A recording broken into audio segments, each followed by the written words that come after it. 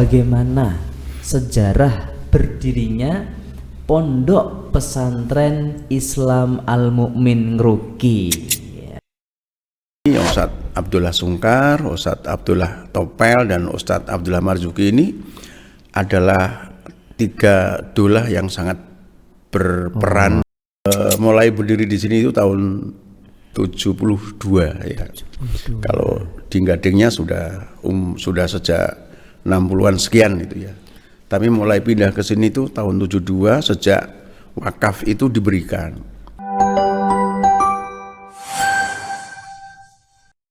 Baik, bismillahirrahmanirrahim. Assalamualaikum warahmatullahi wabarakatuh. Waalaikumsalam warahmatullahi wabarakatuh. Penonton sekalian, kembali lagi bersama kami di podcast Ngeruki atau podcast Pondok Pesantren Islam Al-Mu'min Ngeruki, mencerdaskan umat, mencetak generasi soleh, cerdas dan mandiri. Alhamdulillah, segala puji bagi Allah Subhanahu wa ta'ala, karena Allah masih memberikan kita semuanya nikmat yang sangat luar biasa, para penonton sekalian, dan Allah masih memberikan kepercayaan kepada kita semuanya, sehingga dengan apa yang diberikan oleh Allah kepada kita, kita bisa gunakan hal itu dengan hal yang positif, baik, dan lebih bertakarub kepada Allah Subhanahu wa ta'ala.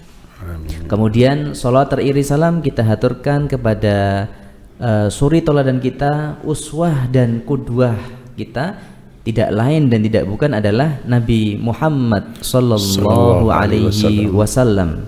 Karena ketika kita mengingat beliau, mengingat sabda-sabda beliau, dan ketika kita melihat apa yang pernah beliau contohkan, wasiatkan kepada kita semuanya, kita termotivasi menjadi lebih baik, menjadi lebih bertakarub, semakin dekat kepada Sang Ilahi, yaitu Rabb semesta alam, yaitu Allah Subhanahu wa ta'ala. Baik para penonton sekalian, rahimani wa rahimakumullah, pada pagi hari ini kita akan membahas sebuah tema yang tema ini sangat luar biasa sih ya menurut kami.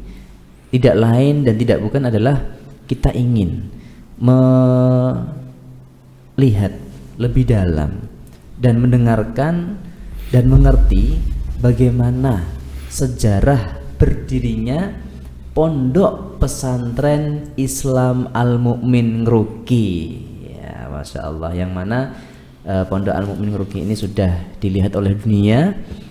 Maka kita para penonton sekalian, bagi yang belum tahu, Anda sekalian yang belum tahu, podcast ini sangat bermanfaat insya Allah untuk penonton sekalian, agar supaya lebih mengerti bagaimana sih ya, sejarah Pondok Pesantren Islam Al-Mu'min hingga saat ini. Nah, langsung saja para penonton sekalian bersama kami, yaitu beliau Ustadz Yahya Abdurrahman. Masya Allah. Assalamualaikum Ustadz. Ana bi khairin. Masya Allah. Alhamdulillah. Tamam Ustadz.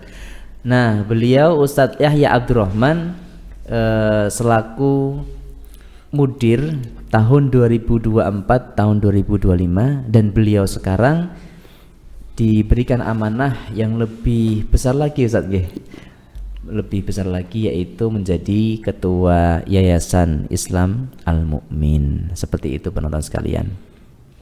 Baik Ustadz, ini kita akan dalam podcast ini akan ngobrol banyak Ustadz, berkaitan dengan sejarah berdirinya Pondok Islam Al-Mu'min Ustadz. Nah, Ustadz mohon maaf, bagaimana Ustadz awal mula berdirinya Pondok Pesantren Islam Al-Mu'min? Mungkin bisa diceritakan Ustadz agar penonton ini semakin mengerti, oh ternyata Pondok Al-Mu'min itu seperti ini. Bismillahirrahmanirrahim. Sebelumnya kami islah dulu tadi Ustadz Fatih. Saya periode 2020 sampai 2024. 2020 sampai terus 2024 saja. Ditambah 2025 2026. Oh, baik Ustaz. Ya. Mohon maaf Ustaz. Tadi ada proses itu perpanjangan 2 tahun. Baik Ustaz. Al-Mu'min pondok pesantren yang sudah dikenal oleh dunia ini, dan Al-Mu'min juga banyak orang mengenal bahwa Al-Mu'min adalah pesantren yang mengacu pada sebuah nilai perjuangan. Masya Allah. Ya, perjuangan. Pondok Islam Al-Mu'min. Solo dan sekitarnya termasuk Sukoharjo, termasuk daerah yang merah, ya, masuk daerah merah. Jadi, daerah merah itu berarti daerah yang PKI, ya, komunis, ya, komunis ketika itu Ustaz ya. Maka pasca G30 SPKI itu tokoh besar yang pernah menjadi Perdana Menteri pertama dan juga menjadi seorang pejuang besar, beliau Profesor Dr. Muhammad Nasir. Beliau ini berkunjung ke Solo pada pasca PKI. Oh, pasca PKI, Ustaz ya. Ya, karena beliau melihat Solo ini adalah dan sekitarnya daerah yang merah. Berarti maknanya Bapak Muhammad Nasir ini pernah berkunjung ke Solo. Pernah, ya, setelah Solo kemudian mengusulkan beliau. Iya, Ustaz. Mengusulkan bahwa Solo ini mesti harus ada pesantren, ada rumah sakit Islam, dan ada masjid kampus. Iya, Ustaz. Menurut beliau, 3 komponen ini sangat dominan dan sangat penting dalam kehidupan masyarakat, terutama menghadapi problem yang terjadi setelah G30 SPKI. Ide beliau kemudian disambut oleh tokoh Solo Raya, tokoh Solo ya. Di Solo ini dulu ada tokoh-tokoh yang sangat penting. Di antaranya ada Ustadz Abdullah Sungkar, ada Ustadz Abdullah Topel, ada Ustadz Abdullah Marzuki, ada Ustadz Abu Bakar Ba'asir, ada Ustadz Hasan Basri, dan juga ada Ustadz Yoyo Raswati, yang mereka ini adalah waktu itu termasuk tokoh yang sangat berpengaruh di Solo Raya. Di Solo Raya, Ustaz ya. Dan beliau-beliau ini adalah tokoh yang melaksanakan kegiatan pengajian ba'da zuhur di Masjid Kauman, Klewer. Oh, Masya Allah. Beliau semua nih, Ustaz ya? Beliau ya aktif di situ, dan kebetulan kebanyakan mustamiknya itu orang-orang pasar Klewer ya. Oh, pedagang. Wah, jadi di samping mereka beraktivitas di Klewer, nanti kemudian di saat duhur mereka jamaah dan mengikuti kajian di Masjid Kauman. Berarti kajian tuh ba'da duhur, ba'da duhur, ba'da duhur. Nah, ide beliau ini kemudian ditangkap oleh tokoh Solo, diantaranya yang waktu itu adalah Ustadz yang sangat berpengaruh di Solo ini. Dulu mereka ini, Ustadz Abdullah Sungkar, Ustadz Abdullah Topel, dan Ustadz Abdullah Marzuki ini adalah 3 dolah yang sangat berperan dan sangat memiliki pengaruh di Solo. Ya, ada istilah 3 dolah ini, Ustadz ya. Nah, kemudian dengan problem-problem yang dihadapi oleh beliau bertiga ini, ya kemudian masing-masing mengambil sebuah kebijakan politik yang berbeda. Ya. Akhirnya Ustadz Abdullah Topel, beliau lebih cenderung untuk melaksanakan kegiatan kajian ini melalui Majelis Tafsir Al-Quran. Kemudian Ustadz Abdullah Marzuki memilih Majelis Pengajian Islam MPI yang sekarang posisinya itu di belakang PKU yang sebelah utara itu. Oh iya Ustaz. Ya, kemudian Ustadz Abdullah Sungkar dan yang berikutnya ini yang lain-lain termasuk Ustadz Abu ini memilih pendidikan pesantren. Oh, memilih pendidikan pesantren. Ya, kemudian di saat beliau ingin mendirikan pesantren itu, di antaranya uji coba pendidikan yang dilaksanakan waktu itu adalah pendidikan diniyah. Pendidikan diniyah yang ada di Gading Kidul yang sekarang ini ditempati oleh SMA Islam. Oh iya Ustaz, betul, ada SMA Islam, betul. Nah, tapi setelah ada di situ, sebagian ada yang diasramakan dan sebagian ada yang tidak asrama. Setelah melihat perkembangan yang sangat luar biasa itu, beliau ini kemudian melanjutkan pendidikan diniyah ini yang diasramakan dan kemudian berkembang. Kemudian beliau ini melihat kondisi masyarakat yang sangat antusias. Kemudian didukung dengan radio dakwah Islamiyah Surakarta. Ketika itu Radis itu mendukung penyebaran dakwah Islamiyah yang dimotori oleh beliau ini yang waktu itu ada di Gading itu. Nah, kemudian karena Radis ini banyak juga memberikan inspirasi yang terkait dengan politik yang berkembang, menurut pemerintah ini sangat berbahaya.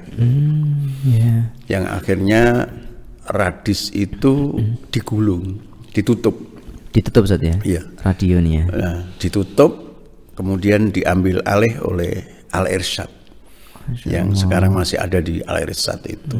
Nah, pertumbuhan pendidikan diniyah ini menggembirakan, dan karena menurut analisa beliau ini karena Gading itu di tengah-tengah kota, maka tidak mungkin pesantren yang diasramakan itu tidak mungkin akan berkembang. Iya, Ustaz. Karena lokasinya yang sangat sempit, kemudian di tengah-tengah kota. Yang akhirnya menempati wakaf dari pemimpin Pondok Jamsaren yang namanya Bapak Kiai Haji Abu Ammar. Beliau punya tanah di Ngeruki sini, kemudian diwakafkan untuk pesantren Al-Mu'min. Nah, pendiri yang sangat luar biasa itu ada 6 pendiri pesantren. Yang pertama jadi adalah masuk pendiri pesantren Al-Mu'min nih, Ya, 6 itu Ustadz Abdullah Sungkar almarhum. Baik, Ustaz. Beliau sangat gigih, Masya Allah, pengurus dakwah keluar. Yang kedua Ustadz Abu Bakar Bashir yang saat ini masih bersama kita. Kemudian Ustadz Hasan Basri yang almarhum. Kemudian Ustadz Yoyok Raswadi juga almarhum. Kemudian Ustadz Abdullah Baraja juga almarhum. Kemudian Ustadz Abdul Qahar Daeng Matasing. Semua 6 orang ini mayoritas dari luar kota Solo. Masya Allah. Ustadz Abdullah Sungkar dari Jawa Timur.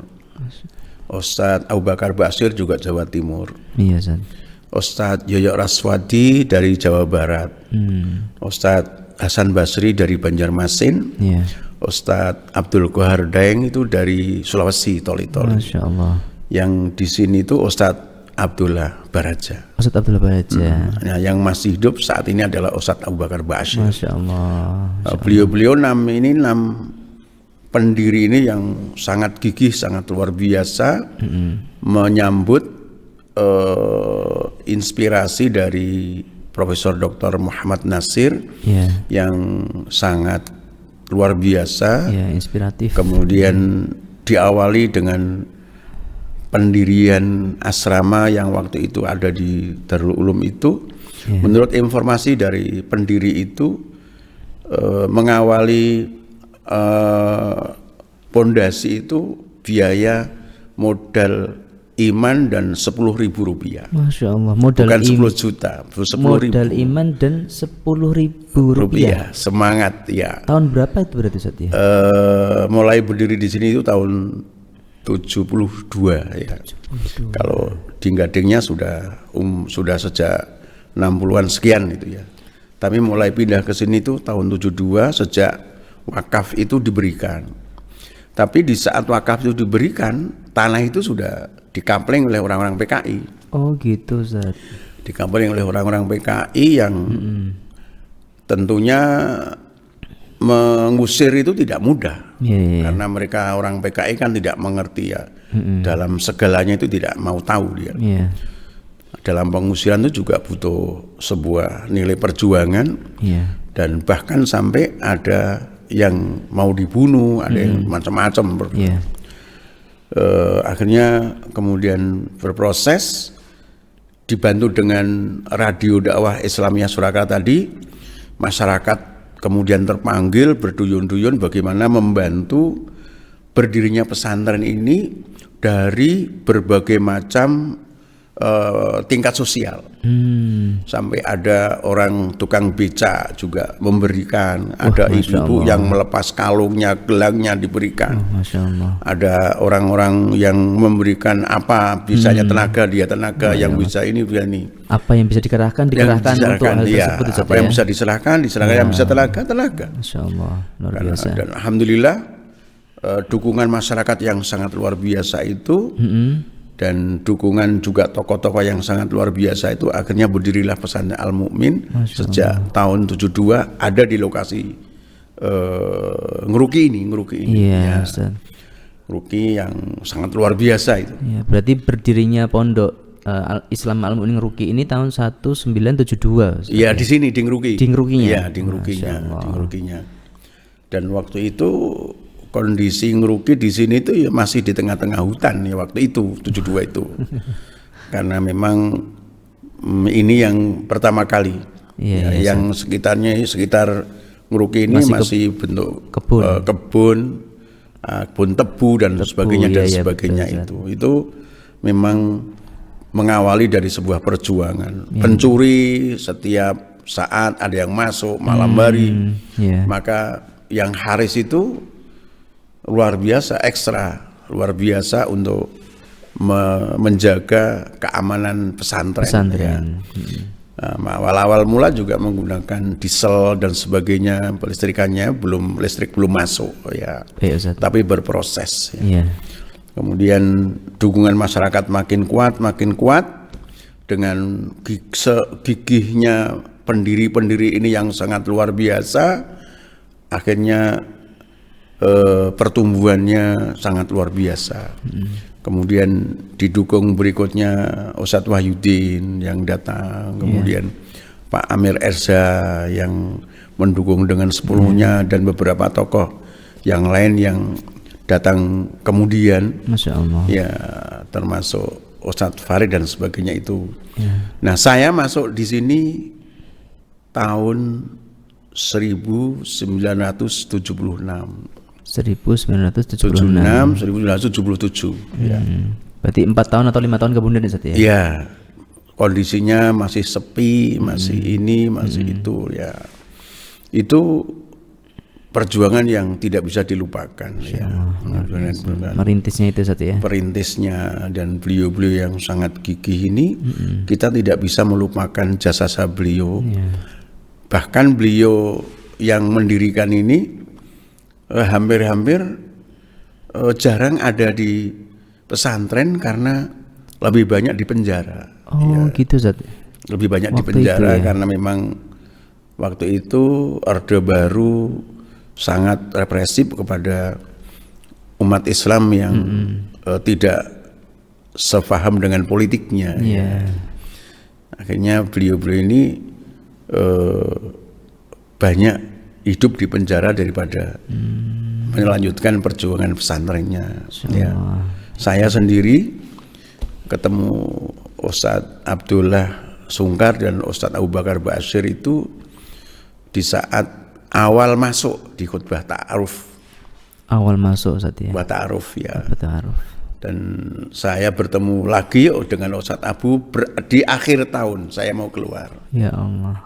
Ya saya mau keluar tuh baru ketemu lagi dengan beliau. Jadi kami ya, di tengah-tengah perjalanan itu kami tidak bisa menikmati pendidikan dari Ustadz Abu Bakar Ba'asyir dan juga tidak bisa menikmati pendidikan Ustadz Abdullah Sungkar. Tetapi setidaknya kepribadian beliau itu cukup mempengaruhi diri kami. Masya Allah, dan cukup mempengaruhi walaupun diri tidak kami. membersamai, tapi walaupun tidak membersamai sosoknya dan itu sangat berpengaruh. Sosok beliau keteladanan itu sangat mempengaruhi saya dalam belajar di pondok ini. Ya.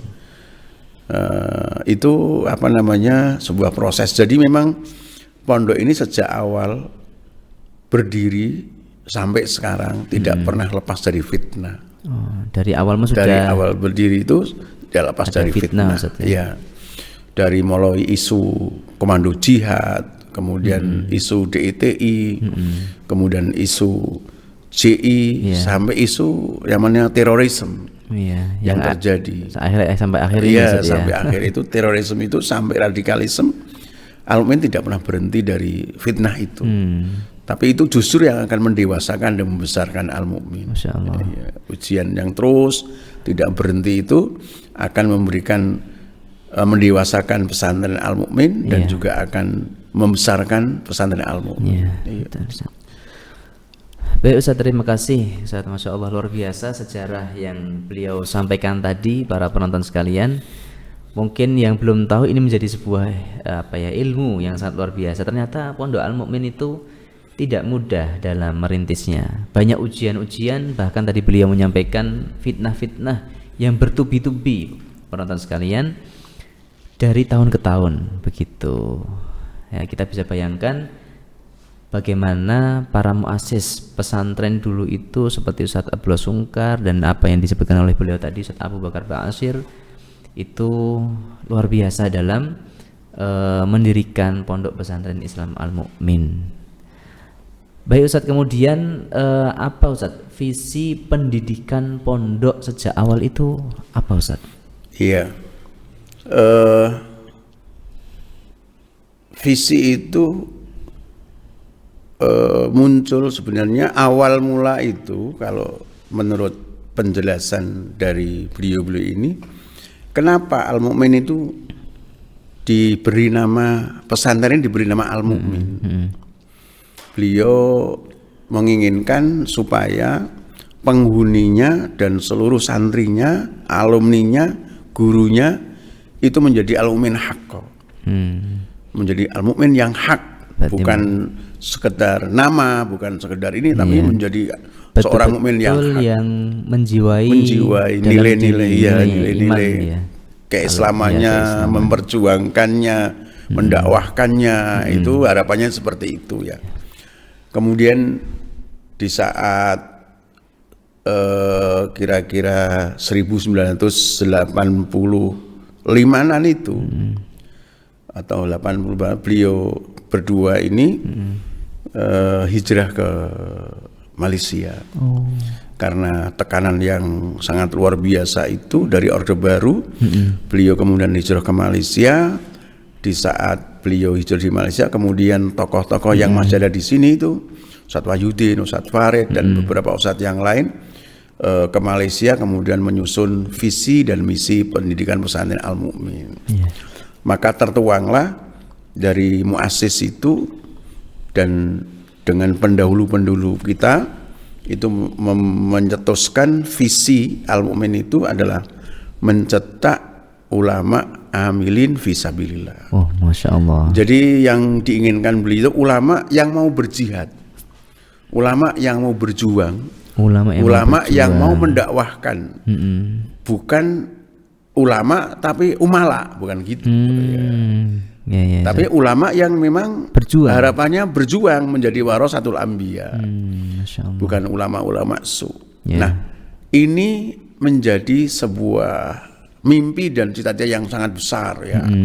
Mimpi yang sangat besar yang tentunya kita ini yang sekarang melanjutkan mimpi para muassis ini memang harus serius Ya. untuk wujudkan ulama amilin fisabilillah ini. Ya, konsekuensinya Ya, tidak mudah Ustaz ya. tidak mudah. Tidak Konsekuensinya ini fitnah akan terus datang dari mana-mana. Betul. Karena memang harapannya alim ini harus mau berjuang. Iya, iya, iya. Alim ini harus mau berdakwah. Alim ini harus berjihad Iya, gitu. Nah, di saat mereka ini harus berjihad, harus berjuang, pasti akan terjadi labelisasi. Ya. Labelisasi biasa kan, bisa dilabeli terorisme, bisa dilabeli radikalisme, bisa dilabeli apapun yang mereka inginkan. Ya, bahkan ada yang mengatakan khawarij juga Ustaz. Ya, ada yang mengatakan khawarij sampai mengatakan begitu ya, khawarij. Nah, kalau kita kembali kepada Rasulullah aja dikatakan majnun ya. Orang yang begini dan sebagainya itu sangat wajar. Jadi kalau zaman dulu ada Rasulullah pasti ada Abu Jahal. Iya. Kalau ada Musa mesti ada Fir'aun. Iya, mesti ada tandingannya.